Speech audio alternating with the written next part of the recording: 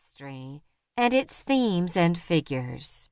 Rather than a one-size-had-better-fit-all approach, these books may be mixed and matched to suit the objectives of a variety of classroom venues, as well as the needs of individuals wishing to find their way into unfamiliar topics. I am confident that our book authors will join me in returning enthusiastic thanks to the editorial staff at Oxford University Press for their support and guidance, especially Theo Calderara, who shepherded the project in its early days, and Dr. Steve Wiggins, who has been a most wise and steady partner in this work since joining OUP in 2013. Patricia K. Tull, Editor. Chapter 1. Introduction. Many readers of the New Testament seek a deeper understanding of the women or the statements about women that appear in these texts. As they do so, they often seek information about the social context in which the New Testament was written.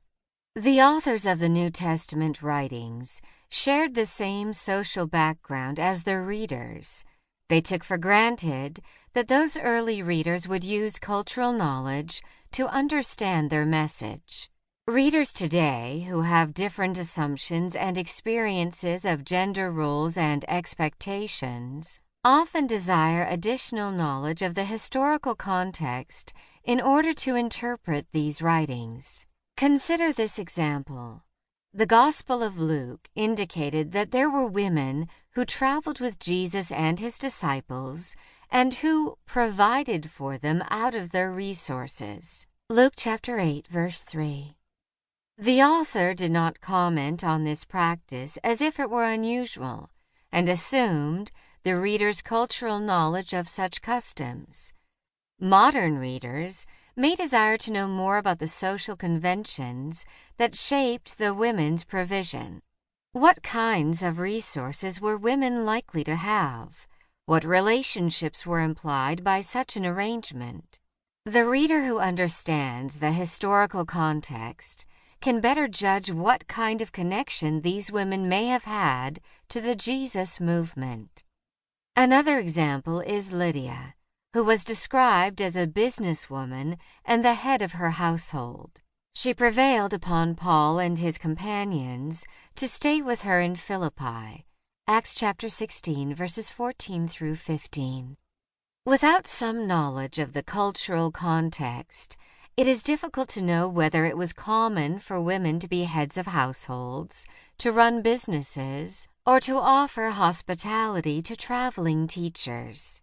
Readers may wonder whether Lydia was married, who the members of her household were, or what kind of relationship was implied between Lydia and Paul.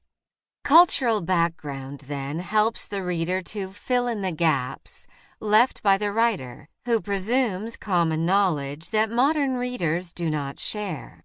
Researching the social practices of the time cannot offer single definitive answers to many of the questions modern readers have. Instead, this exploration helps us understand the ideas and practices early readers were likely to be familiar with.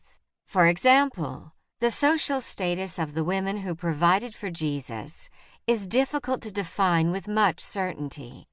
Among the women Luke chapter 8 verse 3 lists was Joanna, the wife of Chuza, Herod's steward. This woman was someone who might have had political influence, yet not enough information is given to determine many aspects of her social status, such as the level of her wealth. Similarly, there is no historical evidence that can help us determine Lydia's marital status with any certainty.